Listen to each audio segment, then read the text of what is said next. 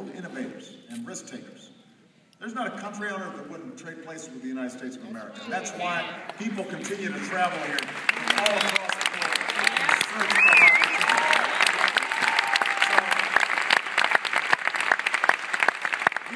So we've got what it takes to succeed. But what's preventing us from realizing all that potential, in part, is the politics we've been seeing in Washington. And part of what this election is about is giving the American people a voice to break the deadlock, break the gridlock, and chart a course that may be harder but leads to a better place. What I'm offering is a practical, specific plan to create jobs and grow the middle class, rebuild this economy on a stronger foundation. And that means exporting more products and outsourcing fewer jobs. You know, it starts there. When there were those who said, let's let Detroit go bankrupt, I said, 1 million jobs are at stake. We're not going to do that. An iconic American industry is at stake. And 3.5 years later, the American auto industry has come rolling back.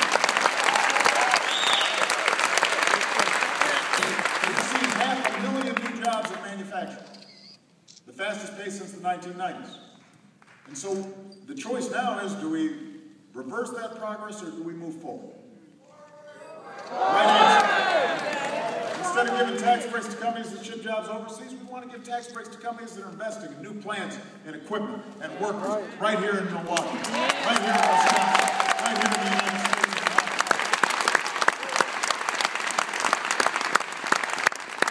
We want to double exports.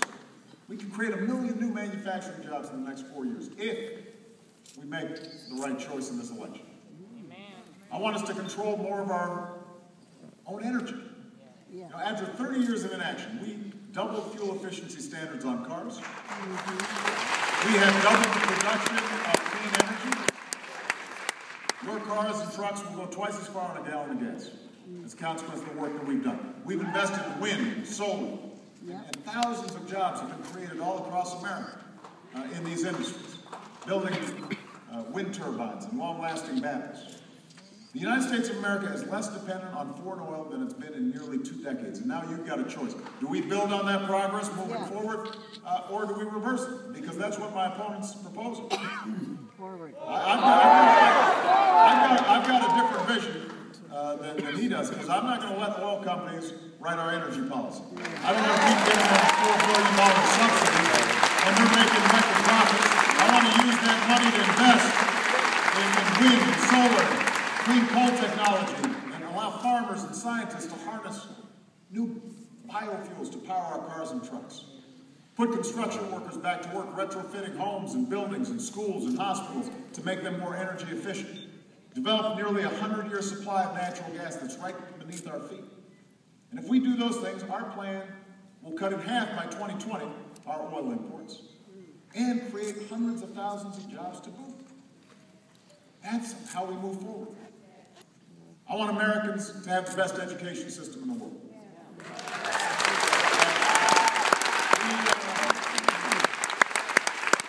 There's a gateway of opportunity for me and for Michelle and for many of you. And so today, because of the work that we've done over the last 4 years, millions of students are able to go to college because we have taken billions of dollars that were being wasted in the student loan program and made sure that that money was going directly to students. We've seen reforms in 46 of the 50 states as a consequence of our Race to the Top initiative. So we're making progress. Now we've got a choice. Because the other side wants to gut our investment in education. To pay for tax breaks for wealthy individuals. And I've got a different vision, because I don't think there's any child that should be deferring their dreams because of an overcrowded classroom or outdated textbooks. I don't think there should be any family who gets a college acceptance letter and has to say, no, we can't do it because we can't afford it. And there shouldn't be a company in America that ends up looking in China for the workers they need because they can't find them right here in the United States of America. So I'm going to need your help to hire 100,000 new math and science teachers, improve early childhood education, give 2 million more workers the skills they need to go to community colleges to train for the jobs that are out there right now, and to work with colleges and universities to cut the growth in tuition. We can meet those goals. We can choose that future, but that's what's at stake over the next several weeks in this election. We need to reduce our deficit, but we need to do it right. I've put forward a $4 trillion deficit reduction package without sticking it to the middle class. And I've already worked with Republicans to cut $1 trillion in spending. I'm willing to do more. I'm willing to work with them. We need a tax code that is fair and simple, but we're not just going to cut our way to prosperity. You know, my opponent, his basic proposal is we give a $5 trillion tax cut so that somebody making $3 million a year would get a $250,000 tax break. And every independent analyst who's looked at it says the only way you pay for that is to ask middle-class families to pay even more in taxes than they're doing right now. Now, I've just got a different vision. What I've said is, folks who can afford it, like me, can pay a little more. We can keep taxes low for your first $250,000 worth of income, but after that, we can go back to the rates that Bill Clinton had in place when he was president, when we created 23 million jobs, deficit surplus, and we created a whole lot of millionaires to boot. Because what happens is when middle-class families are doing well, business has more customers. They make more profits. They hire more workers. And we're on a virtuous path. You know, my opponent's plan, the math just doesn't add up. Bill Clinton pointed that out. You need some arithmetic to present a budget. Just reduce the deficit. And you can't reduce the deficit if you're spending trillions of dollars more on tax cuts for folks who don't need them and weren't even asking for them. And that's the reason they haven't been able to explain how it adds up, because it doesn't add up. And I've been very clear.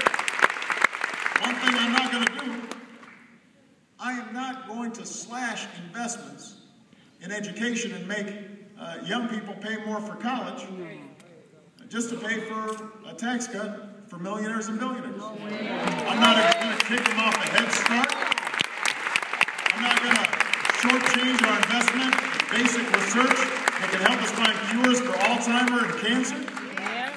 We're not going to turn Medicare into a voucher program in order to pay for tax cuts for the very wealthy.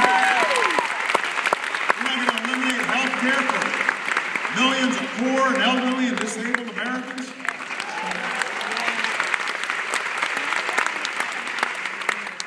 When it comes to Medicare, we need to reduce health care costs. We don't need to shift them on to seniors. Asking them to pay thousands of dollars more, and that's what the voucher program that Governor Romney and Mr. Ryan are proposing. Social Security, we need to strengthen, but we don't need to turn it over to Wall Street. I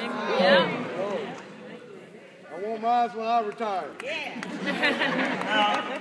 And what we also understand is that our prosperity at home is connected to our policies abroad. And so 4 years ago, I promised many of you that I'd end the war in Iraq, and we did. I said we would wind down the war in Afghanistan, and we are. And as the new tower rises in New York, we have gone after Al-Qaeda, and we got Bin Laden.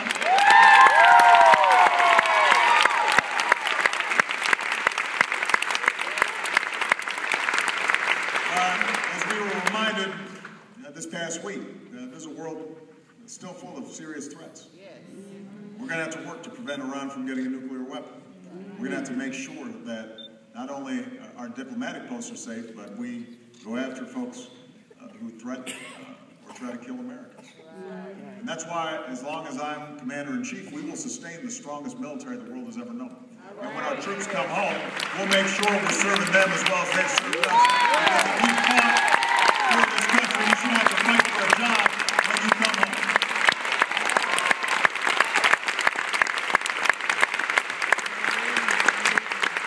My opponent, he's got a different view. He said ending the war in Iraq the way we did was tragic. Doesn't have a plan to wind down the war in Afghanistan.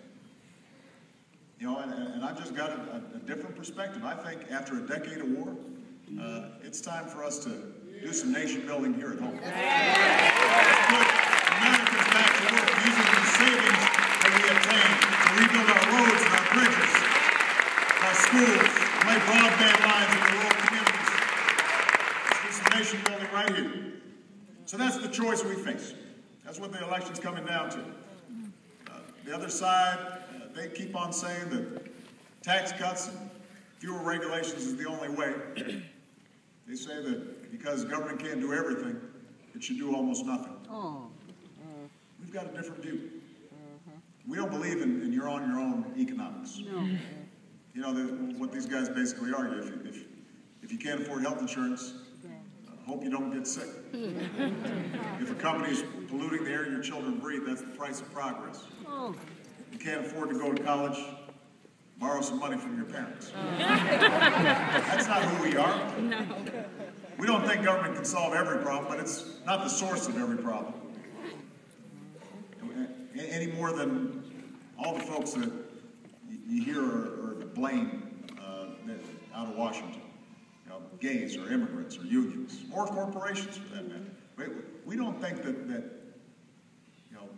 anybody is solely to blame for the challenges that we face, but we do believe we're all responsible to solve those problems.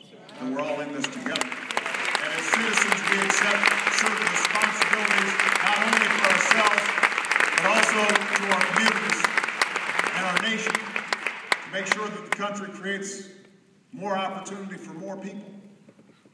We understand that America is not just about what can be done for us, but also what's done by us, together, as one nation, and as one people.